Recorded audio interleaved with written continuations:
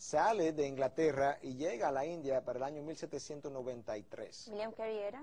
William Carey era un misionero, no era un sacerdote, no era un pastor ni siquiera en ese momento, era un individuo, era un laico interesado, movido porque quería ver la palabra de Dios llegar hasta tierra donde no había llegado, y sale para la India y hace un trabajo increíble porque William Carey traduce para su muerte la Biblia a 44 idiomas o dialectos diferentes. En la India. En la India. Y eso nos dice a nosotros del trabajo descomunal que este hombre tuvo que haber hecho. De manera que tú tienes un hombre ahí que llevó la palabra hasta la India para el 1793. Para 1854, entonces Hudson Taylor se lleva la palabra, se lleva el Evangelio a China. Y cuando Hudson Taylor llegó a la China, se va, oye, sin que nadie lo estuviera esperando. Nadie sabía que Hudson Taylor iba para China y que iba a llegar a China, y de repente aquí estoy yo para comenzar un nuevo movimiento en un país tan inmenso como la China. Y Hudson Taylor llega a la China para el año 1854. Para el año 1857, entonces 3 años más tarde, tú tienes ahora a Livingstone. David Livingstone llega hasta el África con la palabra de Dios, y estos eran hombres de calibre, de una fibra, una determinación increíble.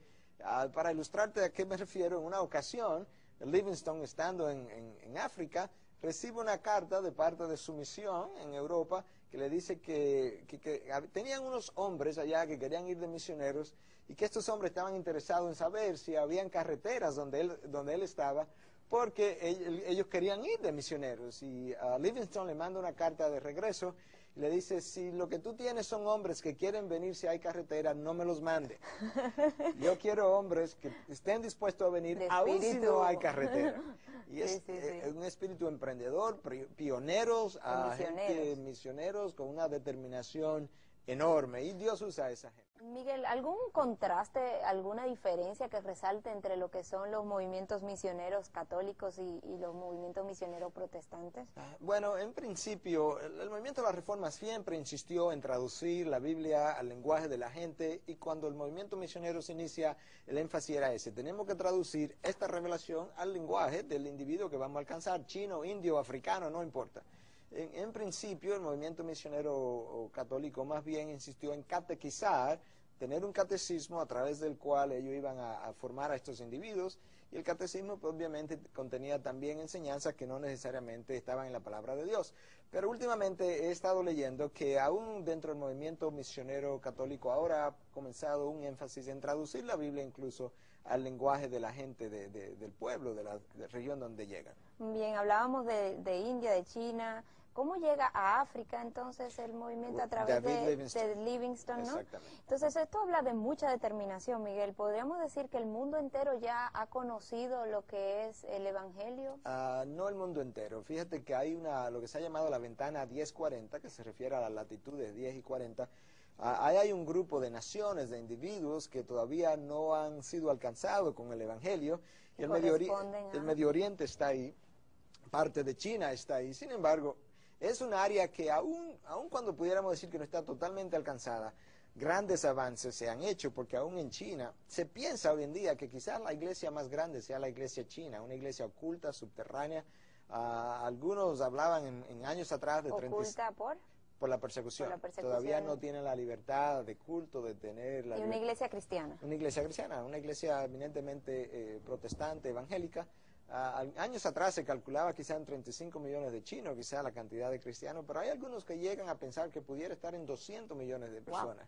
Wow. El número no lo sabemos porque es oculto, pero lo que sí sabemos es que el avance ha sido enorme, y aún en el Medio Oriente, aún en medio de las guerras que se han llevado a cabo, durante las guerras y posguerra, es mucho lo que se ha podido hacer en la distribución de material cristiano en esa región. Bien, Miguel, hemos hablado de cómo ha llegado la palabra desde Jerusalén en sus inicios hasta hoy en día, pero me gustaría que revisemos qué ha sucedido con esas iglesias, comunidades originales.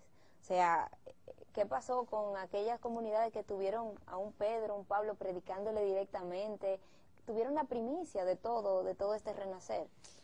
Wow, mira, me da tristeza hablar de lo que te voy a decir, porque como tú bien lo dices, fueron iglesias que tuvieron a los grandes líderes entre ellos, y sin embargo tú tienes que en muchas de esas áreas, esa iglesia con el tiempo también perdieron su norte, perdieron su visión y se desviaron. Y es por eso que tú encuentras en el libro de Apocalipsis, el último libro de la Biblia, tú encuentras a Jesucristo enviando 7 mensajes a 7 iglesias que estaban localizadas en lo que es la Turquía moderna hoy, y el mensaje era que si no se arrepentían, Dios le iba a quitar el candelero.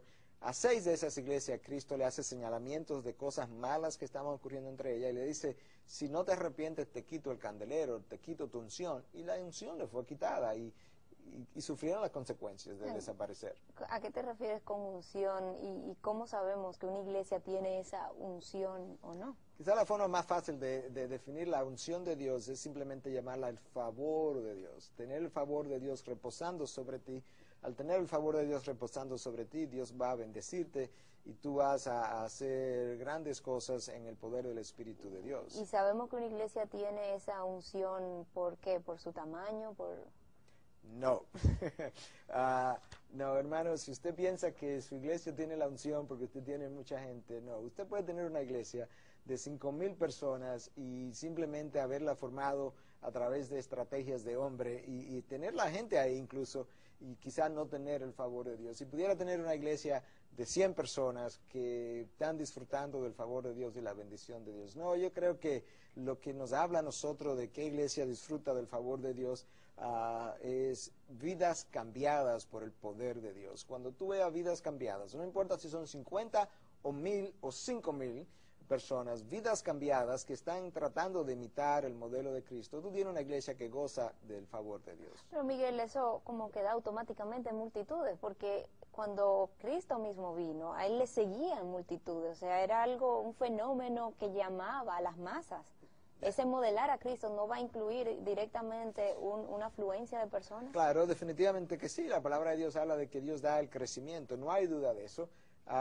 Pero por otro lado es interesante que si bien es cierto que Cristo tuvo grandes multitudes, no es menos cierto que tarde o temprano muchos se alejaron cuando definitivamente vieron la realidad del llamado. Y eso ocurre muchas veces en las iglesias también, que en la medida en que tú sigues predicando la realidad, el estándar del llamado, hay mucha gente que dice, esto no es para mí, y termina yéndose, y se va entonces donde le pueden rascar el oído, y muchas veces eso implica un mensaje diluido, un mensaje corto, algo muy predecible, algo verdad que comienza a esta hora y siempre termina a esta hora, y donde yo pueda como manejar mi vida religiosa.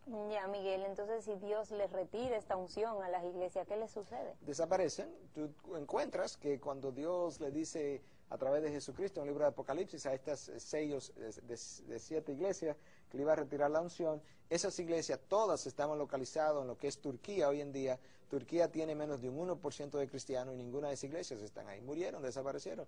Donde la palabra de Dios no es predicada, donde la palabra de Dios no es vivida, esa iglesia tiende a morir definitivamente. ¿Y en Europa qué ha pasado? Esa Europa que vio a Lutero y a Calvino predicarle y moverlo a una reforma. Mientras la iglesia estuvo predicando la palabra de Dios, modelando la palabra de Dios, y los líderes abrazaron el estándar de Dios, ese movimiento hizo un énfasis en Europa por más de 200 años. En la medida en que posteriormente el humanismo secular arropa a Europa y esa iglesia comienza a desviarse y a confiar más en lo que es el hombre y menos en Dios, de esa misma forma la Europa se ha ido muriendo y hoy tú tienes un cementerio espiritual en Europa, sobre todo la Europa occidental, porque la Europa oriental, que estaba ocupada por los comunistas, paradójicamente es la que tiene el despertar hoy en día. Wow, Miguel, ¿y de América qué nos dices? América Latina no hay duda de que tiene un despertar. América Latina, bueno, si me menciona América tengo que pensar en Estados Unidos. En Estados Unidos el movimiento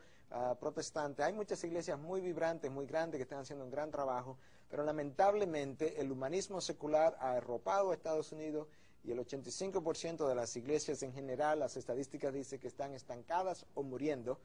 América Latina no hay duda que tiene un despertar, tiene un avivamiento, pero dentro de ese despertar, dentro de ese avivamiento, dentro de ese progreso de la palabra de Dios en América Latina, lamentablemente hay cosas que están ocurriendo muy preocupantes y de las cuales yo creo que sería bueno hablar en un momento dado. Miguel, ¿a qué llamas avivamiento? Yo creo que la forma más sencilla de definir un avivamiento es una visitación especial de Dios para una comunidad, un pueblo, una denominación, dependiendo del caso X, y esa visitación especial de Dios tiene características muy definidas. Y te voy a mencionar dos para quizás no hablarte más en este momento por falta de tiempo, pero donde quiera que ha habido avivamientos reales, dos cosas han ocurrido.